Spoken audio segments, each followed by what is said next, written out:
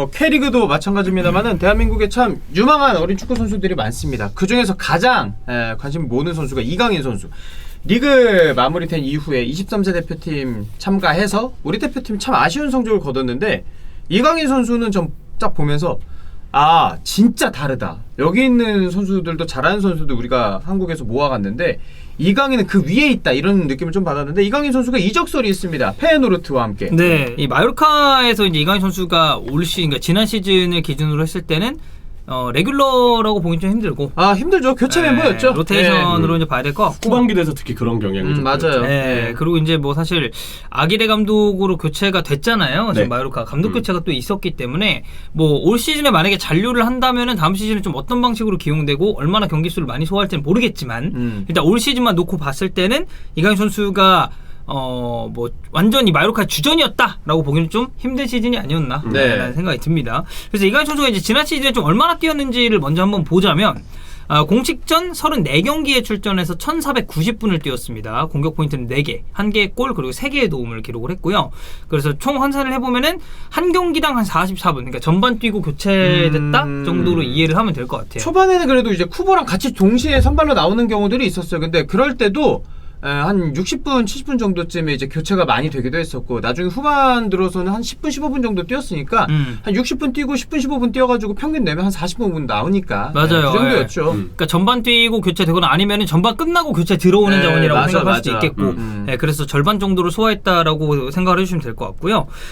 이제 지금 이적설이 나고 있는 클럽이 페에노르트입니다. 맞습니다. 네. 페에노르트인데 페에노르트가 지난 시즌에 어떤 성적을 거뒀는지 살펴보면은 리그에서는 3위, 컵 대회는 좀 일찍 떨어졌어요. 조기 탈락을 했고 유로파 컨퍼런스 리그 결승까지 올라갔습니다. 맞습니다. 근데 이제 무버지의 로마에게 패배를 당하면서 결국 준우승에 머무르게 됐죠. 그래서 사실 뭐 페에노르트라는 클럽 자체가 예전에 송종국 선수도 잠깐 페에노르트에 있었고 이천수 선수도 있었고 이천수 선수도 있었고 그래서 한국인이랑 그렇게 연이 없는 클럽은 아니다 라고 이해를 하면 될 것 같은데 네덜란드 클럽들이 대체로 그렇죠. 이제 네덜란드에서 많이 뛰었던 선수들이 많으니까 한국 선수들이. 그리고 저는 이제 그 로마하고 컨퍼런스 결승을 중계했잖아요. 그래서 페에노르트 경기를 좀 본 기록들이 있어요. 기록했던 메모 내용들을 좀 보면 4-4-1-1 형태로 수비를 하면서 라인을 올리고 높은 위치로 압박을 하는 스타일이다. 압박을 한 뒤에 빠른 역습으로 나간다. 하지만 공격적으로 압박을 하는 만큼 뒷공간에 대한 리스크는 그동안 좀 있어 왔다. 이 얘기를 좀 제가 적어놨었고 또 하나는 빌드업을 할 때 이 팀이 백4로 출발을 해도 빌드업 시에는 변형 백3가 돼요. 그러면서 좌우 폭을 좀 좁게 쓰는 팀이거든요. 측면을 보통 벌리잖아요. 근데 페에노르트의 경우는 측면 폭을 좁게 쓰고 왼쪽 풀백은 상당히 올라가는 형태를 취해요. 그 올라가는 풀백이 이제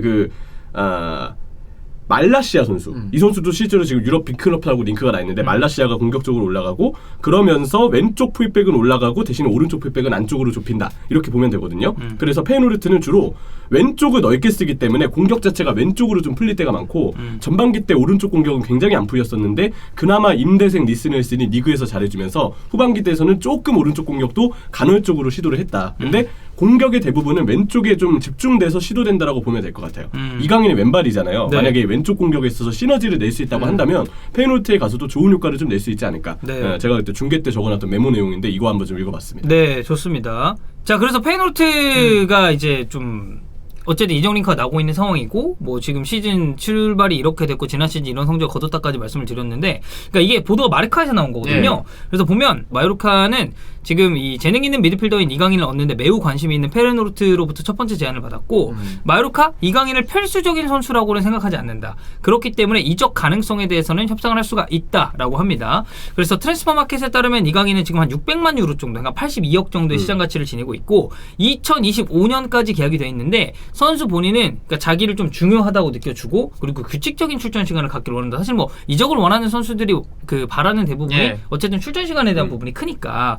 그래서 현재까지는 이강인에 대해서 좀 상황을 좀 파악해달라 이런 전화만 마요르카 쪽은 받았고 이거 이상으로 진전된 건 없다고 합니다. 그래서 페에노르트의 첫 제안을 통해서 마요르카는 지금 이강인에 대해서 어떤 계획을 가지고 있는지를 좀 생각해볼 필요가 있다가 딱 마르카의 이제 기사였어요. 저는 이게 뭐 모든 의견이 같진 않겠습니다만은 저도 이 기사에 표현된 것처럼 이강인 선수가 어린 선수라고 생각해. 아직도 유망한 선수고 그리고 이미 B클럽에서 레귤러 하진 못하더라도 뛰는 것만으로도 참 대단한 선수라고 생각을 하는데 마요르카에서 지금 굳이 코어처럼 이 선수가 핵심 주전으로 활약하지 않는다라면은 리그가 한 단계 낮아지더라도 페노르트처럼 리그 상위권 경쟁하면서 점유율 축구하고 이강인 선수에게 조금 더 수비적인 부담도 없고 이강인 선수의 공격적인 재능을 더 살릴 수 있는 팀이라면은 스페인이 아니라 네덜란드 리그라도 저는 이적하는 게 어떻게 본다면 어린 선수기 때문에 더 성장 가능성을 높게 만들어주고 나중에 다시 빅리그 가고 빅클럽 가면 되니까 네. 저는 그래서 좀 긍정적으로 봅니다. 그러면은 이제 뭐 저희가 또 네덜란드 관련 소식을 또 이제 접할 때 항상 전문가한테 가야죠. 낑깡대부 예. 김진수 선생님께 전화 연결 한번 해보죠. 김진수 기자님이 저희 이제 턴아웃 때 얘기 많이 해주셔가지고 이제 이미 네. 좀 많이 아실 것 같은데 안녕하세요 기자님. 네, 안녕하세요. 네, 저희 이강인 페노르트 이적설 좀 다루고 있는데 네. 저희가 아무래도 이제 페노르트에서는 이제 기자님만큼의 정보가 없어서 전화를 좀 드렸어요. 네, 네, 이강인 선수 링크는 혹시 들어보셨는지 궁금한데요. 네, 들어봤죠, 당연히. 국내에서 나오고 있고 네덜란드에서 나오고 있으니까 네. 네, 모를 수가 없죠. 네. 그럼 페노르트 만약 간다면 이강인 선수에게는 기회가 어느 정도 주어지고 괜찮은 선택지가 맞을까요? 조금 이제 페노트의 상황을 한번 둘러볼 필요가 있는데 일단 페노트가 지난 시즌에 꽤 좋은 성과를 냈잖아요. 네. 네, 리그에서는 뭐 물론 이제 아약스와 PSV에 좀 밀렸지만은 컨퍼런스 리그에서 결승까지 올라가는 또 좋은 성과를 냈었고 이 과정에서 슬로트 감독이 이제 리빌딩을 한 팀이 어느 정도 구축이 됐다라고 판단이 되긴 하거든요. 네. 네, 그렇지만은 뭐 페노트의 재정이나 뭐 중소 클럽들의 특성을 고려했을 때 여기에서 활약한 선수들이 뭐 외부로 유출되는 그런 것들을 뭐 100% 방어해내지는 못할 것이고 이 과정에서 뭐 여러 주축 선수들이 실제로 링크가 나고 있어요. 뭐 주요 선수들을 좀 얘기하자면은 왼쪽에서 좋은 활약을 펼치고 있는 시니스테라라든지 중앙에서 활약하고 있는 회추라든지 이런 선수들이 링크가 나고 있는데 이강인 선수가 지금 링크가 나고 소문이 나는 것도 아마 네. 이거와 조금 연관이 있지 않나 생각이 들어요. 그러면은 페노르트의 지금의 이제 자원들이 네. 이강인 선수로 이제 좀 대체가 될 가능성이 높다라는 건데 그러면 이강인 선수가 그 대체자의 성격으로 팀에게도 네. 굉장히 좀 중요한 선수가 될까요? 이강인 선수가 이제 어떤 선수냐 그리고 네덜란드는 이 선수를 어떻게 바라보느냐 뭐 요 두 가지를 좀 얘기해야 될 것 같은데 저희는 이강인 선수를 주로 좀 공격적인 자원이라고 얘기하잖아요. 네네. 공격형 미드필더 혹은 이제 이선에서 양쪽 측면까지 소화하는 그런 공격적인 자원이라고 생각을 하는데 이강인 선수의 성향을 보면은 이 선수가 좀 약간 볼을 많이 만지고 본인이 주도적으로 경기를 만들어가는 걸 이런 걸 원하는 그리고 그런 것들을 즐겨하는 스타일이잖아요. 네. 근데 이런 선수들은 네덜란드에서는 2선보다는 3선에 주로 많이 서거든요. 네네. 최근 경향은. 예. 그렇다면은 만약에 페노트가 이강인 선수를 원한다면은 3선의 자원으로 또 고려를 할 수도 있을 것이다. 네, 그렇게 볼 수 있을 것이고 예. 좀 더 연관지어서 보면은 아까 말씀드린 쾌추 이 선수가 지금 뭐 과거에는 아스날과도 연결이 됐었고 뭐 최근에 또 웨스트햄 링크도 있는데 이 선수가 아마도 올여름에 큰 리그로 나갈 수도 있다는 이런 이야기들이 많이 나오거든요.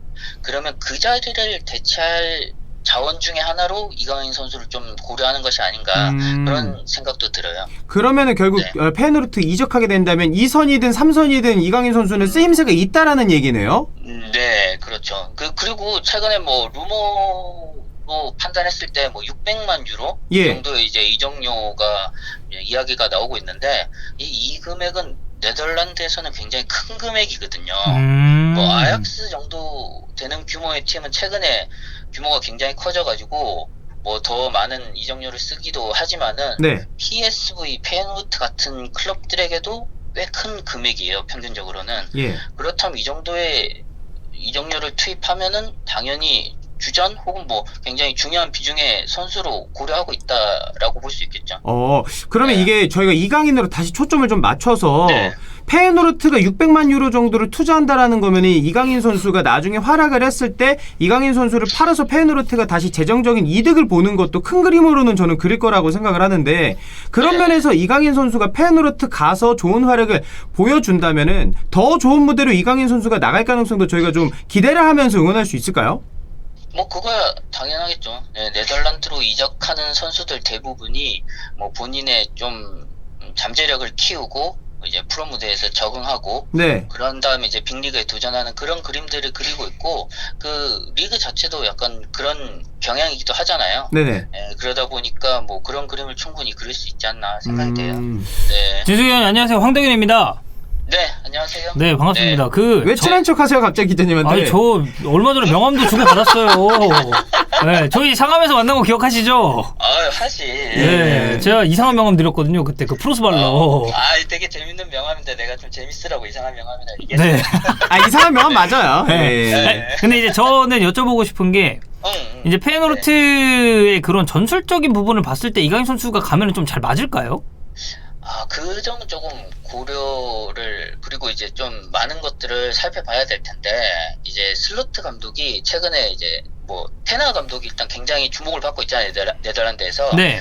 테나 감독을 이제 위시해서 젊은 감독들이 몇몇 떠오르고 있는데 슬로트 감독이 이제 바로 그 테나 감독의 뒤를 쫓는 그런 이제 감독이라고 볼 수 있고 뭐 굉장히 트렌디한 어떻게 보면은 과거의 네덜란드 성향도 어느 정도 띄고 있지만은 독일적인 그런 그러니까 압박이나 이런 것들을 굉장히 강조하는 이제 그런 성향이기도 하고 테나 감독과 비교했을 때는 이제 압박이나 그런 면들을 좀 뭐 비슷하게 강조하지만은 디테일한 면에선 조금 떨어질지는 몰라도 상황에 대처하는 능력, 그러니까 경기판을 읽는 능력 이런 것들은 오히려 더 낫지 않나 이런 일부 평가들도 있거든요.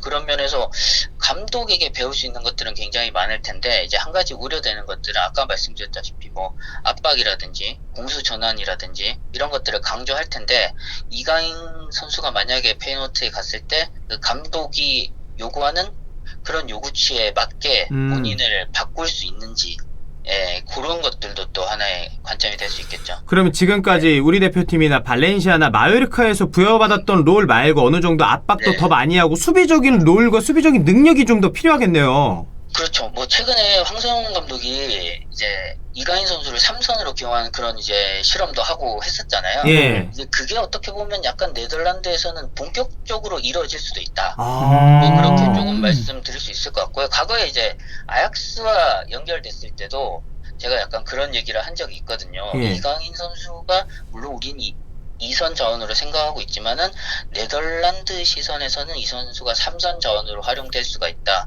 테나 감독이 데려와도 3선으로 약간 포지션 변경을 시켜서 활용할 수도 있을 것이다. 이런 얘기를 이제 다른 매체에서 한 적이 있는데. 예전에 아약스와 링크 있었을 때요? 네네네. 아. 그 아마 똑같은 관점으로 보시면 될 것 같아요. 예. 아무튼 저희가 이제 우리 진수 기자님한테 연락해가지고 여러 가지 좀 정보를 드렸는데 혹시 형철이랑도 좀 아세요?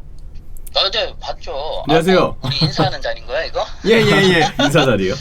네. 형철 씨랑도 예전에 보고 뭐 했죠, 다. 예전에 네. 그 영주 형님 댁에서 뵀었던 것도. 거기서도 네. 뵙고 우리 예. 스포츠 니어스에서도 또 잠깐 맞아요, 본 적이 그때. 있고 뭐 여러 자리에서 많이 봤어요. 그렇죠. 네. 네. 그랬었죠. 끝인가요? 예. 알겠습니다. 뭐 끝인가요? 네네네. 한마디만 해도 돼? 하세요 기자님. 근데 왜 페이노르트야? 아약스로 와야지. 그건 아니 그건 저희가 어떻게 할 수 있는 부분이 아닙니다. 그러니까 네. 잘 좀 얘기해줘야 되는 거 아니야? 어떻게 한번 에이전트한테 연락을 해가지고 아약스 쪽으로 급하게 좀 선회를 하라고 제가 얘기를 한번 해보죠. 네. 좋습니다. 네, 기대하겠습니다. 네, 아무튼 기자님 오늘 저희 갑자기 전화드렸는데 좋은 말씀 해주셔서 네. 너무 감사하고 너무 좋은 네. 정보여서 저희도 좀 배웠습니다. 감사합니다, 기자님. 네, 고마워요. 네. 감사합니다. 네. 네, 김준수 기자님을 통해서 좀 들었는데 원래 아약스랑도 생각해보니까 링크가 있었어요. 네, 코나 감독 체제에 있을 때. 저희도 옛날에 예. 이적설도 한번 다뤘었고 그래서 뭐 어쨌든 이런 그러니까 우리가 좀 짚어내지 못하는 그런 부분들을 또 이제 낑깡 대부님께서 3선 이강인 말씀을 해주셨으니까 이거는 좀 링크가 진척되고 만약에 진짜 본격적으로 얘기가 나오면은 조금 더 디테일하게 제가 한번 여쭤보죠. 그러니까 예. 유망주니까 아직도. 네. 예.